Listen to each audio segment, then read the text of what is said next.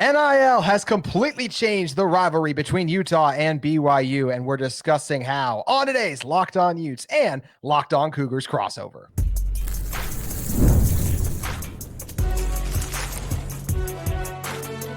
You are Locked On College Crossover, part of the Locked On Podcast Network. Your team every day. Hello, everyone, and thank you for making Locked On Utes and Locked On Cougars your first listen every single day. We are available wherever you get your podcasts, as well as on YouTube. If it's your first time listening, make sure you like and subscribe. Also, today's episode is brought to you by FanDuel. From the first whistle to the final drive, FanDuel makes the NFL playoffs even more exciting. Right now, new customers can bet $5 and get $300 in bonus bets if you win your first bet. Visit FanDuel.com today to get started. My name is JT Wistrcill, former intern inside the University of Utah Athletic Department. Excited to be joined by the host of Locked On Cougars, Jaek Hatch. And Jake, it has been a busy offseason for Utah and BYU. We've seen major player movement with Utah players going to BYU. And when talking about how NIL has changed the game, I believe because of NIL, we're going to see more players than ever leave a Utah or a BYU and go to the rival, which I think will only add to the intensity of this rivalry. While I agree with you, JT, I'm going to say right now, I think it's going to be more one-sided than many might want to give them credit for, because here's the deal. Right now, BYU's got the upper hand in this, and that's the concern. I know from the Utah side of things, you can buy anything with money. That's the running joke right now. Guess what? For years, a decade plus, while Utah was in the Pac-12, all BYU heard from Utah fans was, hey, you're in a poverty program. When are you going to start spending money? Well, all of a sudden, BYU starts spending the money, and some of the Utes don't like it. So pick your poison. Which side of the coin are you going to be on here, Utah? You're absolutely right. I'm right now. BYU is the one. They landed Tanuvasa. You landed Carson Ryan. And I'm trying to figure out for Utah, like recent additions. Francis Bernard was obviously a major one. Yeah. And am I missing any other one, Jake? John Henry Daly is a guy that I think has got a lot of Logan Fano as well. So it goes both ways. But right now, kind of the latest, what have you done for me lately? It's BYU with the upper hand. And the biggest thing, JT, is BYU for so many years, we all knew that money was exchanging hands under the table in previous eras of college athletics. And BYU would not get into that. That's just not something they were willing to do, is to break those rules. But now that NIL exists and it's above board and you're able to pay players to come and play for your university, guess what? BYU's in the game, and they're in it in a big way, and they got a bunch of financial backing to push the envelope a little bit too. Yeah, that's the thing about all of this, right? Is it's in the game. Everyone is contributing in NIL right now. There's a lot made of Tanuvasa and everything that's going on, but BYU, Utah, whoever it is, they're just doing what everyone else is. So that's just part of what college sports are right now. And the Tanuvasa one, it does feel bigger than any other move we've seen made in like players swapping. Like, we're going to talk a little bit about Hunter Clegg later. And obviously we'll also get into Utah versus BYU basketball. What a crazy game that was this weekend, but that's happened before though. Things like a Hunter Clegg guy comes back from his mission. 2 years is a long time. Changes his mind where he wants to go to college. Yeah. That's happened. Or even a guy, Logan Fano, John Henry Daly, not working out for me at one school. Let me go to the other and see if it works. But a player the level of Tanuvasa, operating at an extremely high level, and I've consistently said that throughout this whole thing, like, he is an incredible player, and I think a major get for BYU. Him choosing, and his own dad even came out and said, right, like, hey, Utah offered enough, but he still chose BYU. This whole thing still feels like a significant moment in this rivalry. It is, because here's the deal: these are two rivals, and we all know this. Well, trust me, Saturday night, the basketball game, we'll get to this in a minute. Brett Borg, who's a very well-known Utah fan on X, aka Twitter, he puts that sign up there that says you can buy anything with money, and it's signed Satan and BYU. I'm like, you know what? That's what I love about this rivalry, JT, is it crosses all lines: religious, family, sports. Here's the deal. It has changed the dynamic here. And you're right. There are going to be guys who are going to exchange sides of the rivalry. And a lot of it's going to come down to an NIL check. And that's just, once again, that's this day and age of college sports. You may not like it. It may be ruining the proverbial sport for you, because I've seen some people out there say that NIL just taking my love for the game away. Great. It may take the love away, but guess what? That's what the future and the present and the past has been in college sports. It just so happens that you've got two rivals who are 40 minutes apart from each other, and they love nothing more than pulling one over on one another if they can possibly manage it. They do. And right now, it's without a doubt that BYU has been able to do that better recently than Utah. I've talked about this before. BYU right now, I do believe they have better NIL resources. And, you could say like, oh, look at the transfer portal rankings, right? Utah's like 31st, BYU is wherever, but that stuff also changes so quickly based on the amount of players you add and put in. And Utah, as much as I love Utah, like they were going to have a lot of turnover on the offensive side of the ball because the offensive side of the ball was dreadful for Utah last year. So that was something major. And right now, BYU, whether it's landing an AJ Dembonsa, whether it's getting a prominent player like the Cougars just got in Tanuvasa, this is the name of the NIL game. And I think what's you got to be excited about if you're Utah, just as BYU, a team who was projected to win less than 5 games last season and ended up being the second best team in the Big 12, in my opinion. Utah has a chance to reshape their roster this offseason. They've tried to do that through the portal, and they're hoping to bounce back. So this also, NIL era, allows both of these teams to try and compete and turn around a bad season a lot quicker than they probably could have in the past. Well, and you're right. And that's the thing about this is NIL has changed that whole dynamic there, especially with the transfer portal and being able to grab guys and try and fit them into your program. You're right. Previous eras of college sports, this would have been a multi-year rebuild for Utah, particularly on the offensive side of the football. BYU, they have had their druthers at times trying to rebuild things in their own program. But the one thing I love about this is it's allowing guys to have the freedom to move wherever and whenever they want, and at the same time benefit financially from it. And I don't care what the coaches have to say, having their issues with it. I know that there was a lot made of Kyle Whittingham saying it was the overarching reason why Cam Calhoun and Keanu Tanuvasa left Utah. Okay, Kyle, get in line. Every other coach in the entire country is saying that exact thing. Guess what? Guys are going to hear about the amounts of money that they can possibly pick up in the transfer portal, and everybody has a number, JT. All of us, you and I included, we have a number. If we're offered that number, hey, we'll do whatever it takes to go get that number. So, you like I said, you may not like it, but it has changed the dynamic of college football, and it's also changed the dynamic of this rivalry. I think it's going to be one that is going to be that the fans are going to have to essentially just realize, yeah, these guys are going to change uniforms and they're going to be on opposite sides of the rivalry, and you're just going to have to deal with it. You may want to talk about loyalty. You may want to talk about this quote unquote new era. That's kind of been the phraseology that's been used out there by the Tanuvasa family. Great. So be it. It's what college football is and college sports in general is in this day and age. BYU is flashing a bunch of cash. And all I got to say to Utah fans who are upset about that is go and get your Huntsmans, go and get your Eccles, go and get those families who've got those deep pockets, get them on board. Because I know the Gar family's doing its part. You got to find a few more of them. And I know that Utah's got some of them. You got to get them on board with the NIL game. You are 1000% correct. At the end of the day, when your players say like, hey, I'm going to stay, and then they end up leaving, and then reports say, oh, it's maybe due because of NIL money. Well, obviously then if they were offered enough NIL money, they would have stayed with your institution. So that's where it is on Utah to try and get up to that level, to be able to compete. And yes, obviously it's frustrating when Tanuvasa leaves, but the one thing I enjoy about this era, Jake, is what we talked about. You brought this up earlier. We talked about coaches paying players under the table for years. That was more so about the SEC. I love that we have like a college football national championship game that doesn't feature the SEC, because in many ways now, whatever your thoughts on that in the past, we now know it's a more level playing field, which does get me excited. We both already talked about why there's reason to believe like, hey, if you have a down season now more than ever, it's not a multi-year rebuild to get back to the top. Arizona State was picked to finish dead last, and they won the conference. So pretty much anyone now is going to be able to make the case that like this could be their year in the portal, right?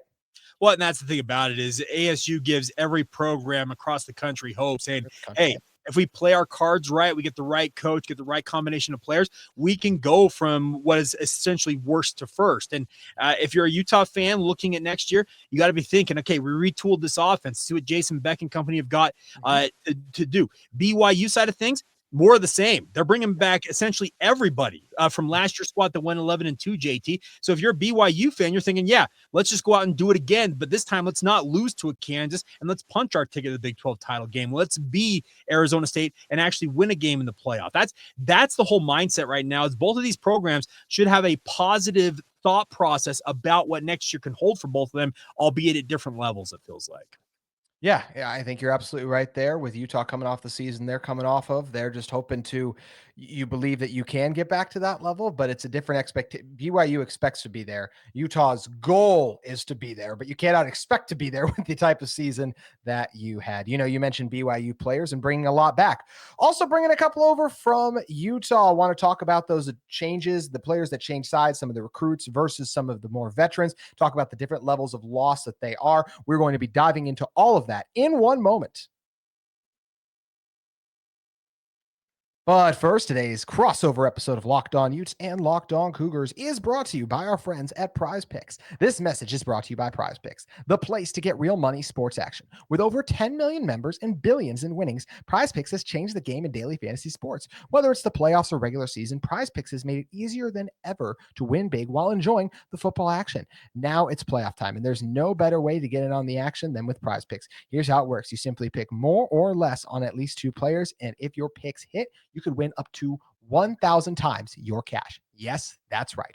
1,000 times your money just by making a few simple picks. For me, I'm all about the hot takes this season. This week on PrizePicks, we got the AFC and NFC championship games. I'm looking for Patrick Mahomes to go over 250 passing yards. And how about Travis Kelce? More than 70 receiving yards coming off a 100-yard game. It's really easy and fun to predict and just so easy to play with PrizePicks Flex and Play, where you can still double your money even if one of your picks doesn't hit. And with the app, you'll get your winnings fast, sometimes in as little as 15 minutes. Ready to run your game this football season? Download the app today and use code LOCKEDONCollege, all caps, no spaces, to get $50 instantly after you play your first $5 lineup. That's right, $50 just for playing. Don't wait. Take your game to the next level with PrizePicks. PrizePicks, run your game today. All right, Jaek Hatch, talking about the players that have left Utah to go to BYU. Going to talk about the biggest losses to ones that maybe aren't as important but could still be felt. Let's just start with the biggest one, Keanu Tanuvasa. I love Utah fans. I've seen Utah fans try and talk themselves into this not being a big of a loss. And I love Morgan Scalley. I even saw Morgan Scalley talking about every year we lose players and we got the guys to replace them and it'll be fine. Utah will not be fine losing Tanuvasa. Could their defense still be solid next year? Absolutely. I like Aliki Vaimaki. Dallas Vailaki came on really strong as a freshman. He could do nice things. But when you lose, it's not just about Tanuvasa. It's about who else you lost to. You lose Samote Pepa and you lose Junior Tafuna, one of the hearts and soul of your defense. That altogether is a major loss. I think Tanuvasa was going to be one of the best defensive linemen in the Big 12 when he was with Utah. That doesn't change now. He's at BYU. He's an absolute game wrecker whose stats do not tell the full value that he brings. Well, and that's the thing about this is BYU is very happy to have him because here's the deal. When he's healthy, he's as good as they come. And BYU had two very good defensive tackles in their own right in John Nelson and Blake Mangelson, who are both exiting the program. So they needed some guys on the interior of that defensive line. And if you can add a guy the caliber of a Keanu Tanuvasa, yeah, BYU, there's a reason why Cougar fans were celebrating wildly when he picked the Cougars, because he is a day one starter and he has got the potential to be an all Big 12 performer. And considering what BYU got out of the guys on the D-line last year, they got to be thinking, okay, we were pretty good on the D-line a year ago, but with a guy of Keanu Tanuvasa's ability, how much better can they be? Well, that means that BYU defense could be even better than it was this past season, and it was a pretty stingy defense in its own right. It was. Now you get a true game wrecker. Guy's going to eat up double teams and create pressure on the interior. But he's not the only starter that BYU is able to add. And this goes back to the first topic. We're not talking about players who left BYU and came into Utah. We've done that in the past. Logan Fano, John Henry Daly. Not this year, which it's a year in which obviously BYU finished the year as a top 20 team.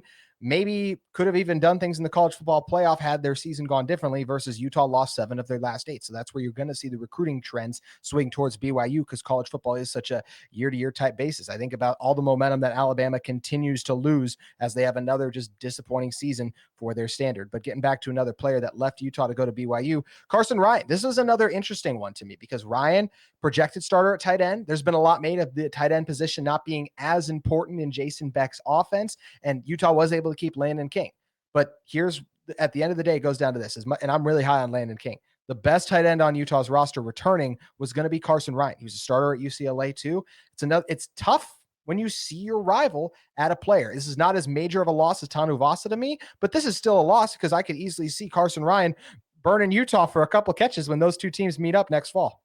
Here's the deal about Carson is he is going to be the starting tight end for BYU this year. They had a bunch of guys. They had a pretty bloated tight end room, speaking of BYU, but quite frankly, from my vantage point, none of them lived up to the potential that I thought they had in them. Now, a guy like Reiner Swanson, who's a true freshman, you see it with him, but he's going on a mission. He's exiting. He's leaving for 2 years to go to Nairobi, Kenya, and I wish him well as he exits the program for a couple of seasons. But that opens the door for a guy like Carson Ryan to come in and be a featured guy for BYU. And I know the Cougar fans are out there shouting, "Well, Aaron Roderick doesn't value his tight ends. He doesn't throw to him, Jake." Hey, here's the deal. When there is a tight end that is going to be good enough to demand the football, Aaron Roderick's offense will get the ball to them. And a guy like Carson Ryan, he's got that potential in him. So we'll see what, excuse me, he's capable of, because he's a very, very good player. He is a really good player. And real quick on Aaron Roderick, was there any discussions about moving on from him? Is the negative vitriol he gets, Jake, is that more fan fueled than inside the program? Do you feel like, where do you kind of stand on A-Rod? It's from outside. Here's the deal. Okay. He's loved in that program. Kalani Sitake trusts him implicitly as his offensive coordinator. He's done a very good job recruiting by and large. He has found quarterback after quarterback to keep this offense rolling. Anybody who's upset with what Aaron Roderick's put out on the field, if you don't like 11-win seasons, find another coordinator that can deliver that. That's what Utah's trying to do, is find a coordinator that can deliver an 11-win season. And they used to have one in Andy Ludwig, but college football changes very rapidly. Speaking of changes rapidly, Hunter Clegg, originally committed to come to Utah. I talked about this when Utah landed that 2023 recruiting class a long time ago. And I'm not saying this to toot my own horn. I'm just saying this is how college football works. People will get so fired up over recruiting classes, but it doesn't always go to fruition. Utah added 3 4-star running backs in the 2023 cycle. Not a single one is with the program and team anymore. And what a big addition they had a couple years ago was Hunter Clegg, and now he's going to the Cougars. This is another substantial loss. In the transfer portal era, losing a recruit will never be as important to me as losing a player the level of Tanuvasa, a proven commodity, but this still hurts. I mean, Clegg's got all the potential in the world to be a dude at this level. Well, that's the thing about this is BYU, they're very excited to have Hunter Clegg because, as you mentioned, absolute game record when he's at the high school level, what he's capable of. Excuse me. Wow. Oh, you are good. Yeah. And that's one of those things. But I'm still getting over the flu, and I apologize for that. But the biggest thing is about Hunter Clegg is when he's at the high school level, he flashed all the potential in the world. And that's why every program in the country wanted him. When Utah won that recruiting battle, major win for them. For BYU to now get him into their program, Cougars, they're very excited for him because they lose guys like a Logan Fano and a John Henry Daly to Utah. That's a blow. But to get a guy the caliber of a John Henry Daly, you get a guy the caliber of Hunter Clegg back into BYU, that's a little bit of a recompense on the back end. It is. And the quote, I believe it was Steve Bartle of KSL Sports had the story about it, and it might have been Mitch Harper as well for KSL Sports, but just talking about some of your colleagues, Jake, just talking about how this was so, like, the quote from Clegg was basically like, "Oh, I've always loved BYU, but their just program wasn't at a point when I left for my mission for me to commit to them." So that's such a compliment now that now he's like, "No, they're there now. So now I'm going to be there." Well, that's the thing. He sees what Jay Hill is building with this BYU defense. And yeah, when he left, that defense was not in a situation where he was probably like, I want to go and feature in that. Utah's was. Now he sees what Jay Hill is building, and it tailor-made to what he does as a defensive end or an edge player. Yeah, there's a reason why he has come back around to BYU after 2 years. It's a big get, and he's not the only elite edge player that the Cougars were able to land. And this goes back to what we just touched on a little bit with Clegg. It's about a bigger level that BYU has been able to take themselves as a program. Tassili Akana was former 4-star top player in his class. I think it was 23, may have been 20. I'm pretty sure 23. He went to Texas. It didn't work out there. Entered the portal. Now he's at BYU. When you look back on that 23 class, it's drastically different. Yeah. If Utah has the season that BYU just had, maybe he's coming to Utah, but now we're seeing some of these top players in the state, the former high recruits, when they come to Utah, they say, I want to go to what currently is the best football program in the state, and justifiably so, they're saying BYU right now. Well, a kid like Akana, he's an interesting case because I'll be honest, he didn't give BYU much of a shot out of high school, but I think it goes back to what we were just talking about. At that point, the BYU defense just wasn't in a spot where it was all that attractive. Now it is. Now it's a program that all of a sudden you're like, okay, they're doing some things here, and they got some dudes making plays. Why can't I go do that? Now, Akana's going to have to bulk up a little bit. He's still a tweener, but his skill set, his pass rush ability, you can't match it. So I'm excited to see him and Clegg grow together in this BYU defense. Being at some of those high school games, you and I, Jake, used to call some of those games in the past with KSL Sports, watching those guys wreck games, and now going, oh, now they're at BYU? Dang. That's where that hurts. And Jake, it hurts me to see you sick, by the way. I'm sure you were just starting to feel better. And then last night's Utah versus BYU basketball game happens, and it just turns the corner back in the opposite way. So I just hate seeing you sick, my friend. And I don't want to relive the wound too much, but we are going to dive back into what happened last night between Utah, or 2 nights ago, by the time all of you are listening, between Utah and BYU. We're going to be discussing that in one moment. But first, we have to talk to you about our friends at FanDuel Sportsbook. From the first whistle to the final drive, FanDuel makes the NFL playoffs even more exciting. Right now, new customers can bet $5 and get $300 in bonus bets. If you win your first bet, that's $300 to keep the action going. The FanDuel app is easy to navigate, and the variety of bets keep every game exciting. Plus, when you win, you get paid instantly. No waiting around for your winnings. Whether you're betting on your favorite team or just looking to add some extra excitement to the playoffs, FanDuel has you covered. Just visit FanDuel.com to join today, and you'll get started with $300 in bonus bets. That's FanDuel.com. Make this playoff season unforgettable with FanDuel, an official sportsbook partner of the NFL. Speaking of the NFL, the AFC and NFC championship games are set. Are the Chiefs going to do it again against the Bills? Is Josh Allen finally going to have his moment? Then the Commanders shocked everyone, made a deep run, but it still goes through the Eagles. How are they going to fare? And outside of just the NFL, we got NBA, we got NHL, college basketball. We have one college football game left to bet on: Ohio State versus Notre Dame. This 8.5-point line is very interesting. Jake, I want to talk with you about it a little bit too. Honestly, I don't know. I'm still going to ride Ohio State, and I'll still take the 8.5. I just think this team is playing the right way right now, and I'm going to take them to cover. How do you see this game? Give me the Fighting Irish. Personal opinion, I can't stand Ohio State. So give me Marcus Freeman. Give me the Fighting Irish. Give me a Notre Dame covering that and winning the Natty. As this goes back to, did Notre Dame beat you guys when you guys, and I'm not even doing this to be a joke, Notre Dame beat you guys when they played in Vegas, right? Yes, they did. And BYU's been on the wrong end of a bunch of games against Notre Dame in their history. But my personal opinion on the matter, can't stand the Buckeyes. So give me Notre Dame. One college football game left. Head over to FanDuel today to get in on the action. Jake, the start of this year, Utah and BYU basketball. Hype and excitement couldn't be more polar opposites. My hairline compared to yours, for example, which is why I usually wear a hat when I'm on these shows. Polar opposites, as we said. But that's the thing about expectations, which is something we've talked about several times on this show. Arizona State picked finish last, BYU under there. It all comes down to what actually happens when it played out. Utah basketball had kind of been ascending going into the game, won a couple Big 12 games going into it. BYU, underwhelming, a little disappointing. And lo and behold, a big second half performance from Ezra Asar, a couple clutch plays in overtime. Utah gets a big win in the Huntsman Center against their heated rival. Well, and that's the thing about it is Utah did everything that BYU, the book's out on BYU. Get physical with them, and just they'll cower away. And that's one thing that BYU struggles with is physical basketball players. And Ezra Asar, that dude brought it. 24 of his 26 points, a career high in the second half of that game. Props to that young man. Very impressive stuff. And if BYU can make a dang free throw, might have been a different story. True. And I think that's what's so surprising when you talk about the lack of physicality. You look at Foose, you look at Gabe Keita. That's surprising when you hear that, but then you see it play out yesterday and Utah was able to impose their will. Yeah, I don't know what BYU is going to have to do to find more of a backbone or more cojones, as it were, as a team, but they got to find it quickly because they are getting beat up on the interior in particular, but at the same time, interior guys can only do so much when the guys on the perimeter aren't doing their part as well. So there's a lot of concern with BYU overall. Yeah, and what's also just still wild is to think like, yes, this game went in overtime.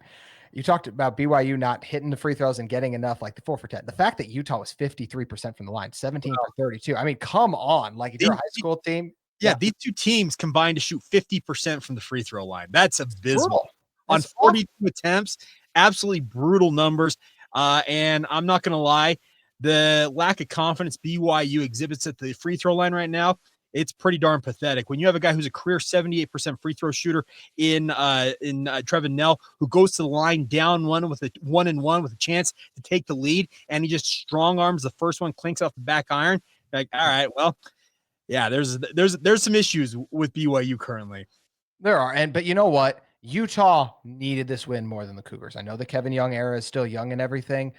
just all the negative momentum that Craig Smith had coming into the season. I think Craig Smith's a good coach. I just think it's hard also to get Utah basketball going right now. It's easier said than done a little bit too, but this had to mean more for Utah. You get Chris Burgess going back to BYU. You get Keita transferring from Utah to BYU. So for them to be able to get this win, finally get a good crowd in the Huntsman Center too. I know Utah basketball had been ascending. It's compared to some of the struggles BYU had. It still feels like Utah needed this more, right, Jake? Well, they did need a win. Here's the deal. You're right. Craig Smith, he's been under the gun, obviously, and I cover Utah and BYU in my radio job here in Salt Lake City, as most people know. And the one thing about Utah was that this is a very, very proud program, speaking of Utah basketball, that's fallen on some pretty hard times. We'll see if they can recapture some of this magic. Sitting at 500 in conference play right now, that's a pretty impressive feat for Utah, whereas it's just as disappointing for BYU to be 2-4 right now. This is a team, as you mentioned, the hype coming into this season, it is absolutely the substance has not matched that hype whatsoever for the Cougars, but my hat goes off to Utah. They needed that win, and they went out and found a way to get it. It did. It was a gutsy performance, and I'd love to be wrong, but Utah cling to that 500 Big 12 record for as long as you can. You got Houston coming up here right around the corner. Get Kansas eventually too. So it only gets tougher, but it is, it's just been incredible to see how Craig Smith has reshaped this roster. Not always for the best, right? Like you need the big performance from Ezra Asar, but this is college basketball. You're throwing the new pieces together. You're running Caleb Lohner out there. It's basketball, football, the crazy hybrid you got going on there. So it's going to be really interesting to see how the rest of the season goes for Utah basketball, for BYU basketball. But I mean, it is so interesting, Jake. I feel like no matter what happens with BYU basketball, there's just so much hype and excitement that still goes into next year because of Tanuvasa. Well, there is. And obviously BYU's had a really good run on the recruiting trail. Obviously you've got high level talent coming into Pro Bowl. Just the issue is when you bring that level of talent into a program, well, guess what? The expectations go up commensurate to the level of talent you have. You have the number one prospect in next year's recruiting cycle who's going to be calling BYU home next year. Okay, this year it's not living up to the hype right now for BYU, but Kevin Young, he's got to figure some things out with this team because you can't afford to continue to fall on your face. Yes, I know that he said he wants to make BYU a NBA factory and have guys come into this program and advance to play professional basketball. Well, guess what? That's great and all. Cougar fans at the same time, they want the byproduct to be wins and wins in bunches. They don't want to see a middling or bottom tier Big 12 program while you're trying to develop that talent. And the other thing is, if you continue to be a team that's kind of middling, those top rated prospects, they'll look elsewhere eventually. That's exactly what we talked about with Utah football earlier, with the top players choosing then to go to a program that's been superior, at least this last year was, in BYU football. So crazy to see how it goes. Last thing I want to mention about this game, just because we were talking about some of the guys from BYU to the Utah guys to BYU. How about Hunter Erickson? A guy who, so I called his games at Salt Lake Community College, like to see him step up in the biggest moments. If you would have told me that Utah was going to win this game with Gabe Madsen going 1 of 13 from 3 and 2 of 12 from the field, I would have thought you were crazy, and they find a way. Well, and that's the thing about it is it was a very gutsy performance. You mentioned guys like Ezra Asar stepping up, Hunter Erickson stepping up in big moments. You got to have moments like that from guys because the opposing team knows who the other team's best players are, and they're going to shut those guys down. Yep. You got to have those traditional role players step up in those big moments. Hunter Erickson, a former Cougar, obviously a big moment for him to get some revenge on his former team. Was big night for Utah basketball. And one thing I do love about basketball is it's not the last time these guys see each other. BYU is going to be fired up, and especially the Craig Burgesses, the Keita of the world. Like they want another shot at Utah. They get them, and they get them in their house in a few weeks. So it's going to be fun to continue to watch that play out. Let me just add that it's cool to have these two back in the same conference. So last time they were together in a conference was 2011, obviously, and that was the heyday of Jimmer Fredette. But the thing about this is these are two teams, strong basketball tradition with both of them. And the fact that they'll be playing twice annually for the foreseeable future, that should excite you as a Cougar or Ute fan. I don't care which side of the rivalry you fall on. 1000%. It's so, I always want to play your rival at whatever level of sport. You always want to play your rival. It just makes it fun. I know the social media stuff gets over the line. And then obviously even at the football game this year, a lot of stuff over the line, but at the end of the day, playing the rival, it's what it's about. It's the fun, it's the passion, it's the energy, and that passion and energy when players transfer from one team to the other only amplifies it. So football season is going to be a blast when this game gets here, but still got one more basketball game. Jake, always a blast doing these with you, my friend. Absolutely. We'll see everybody on March 8th. How about that? March 8th. March 8th. Can't wait indeed. All right, Jake, thanks again. Good to see you. Absolutely. Thanks for having me, buddy. That's That's going to do it for today's Locked On Utes and Locked On Cougars crossover. We'll be coming at you all week long with more Utah and BYU content.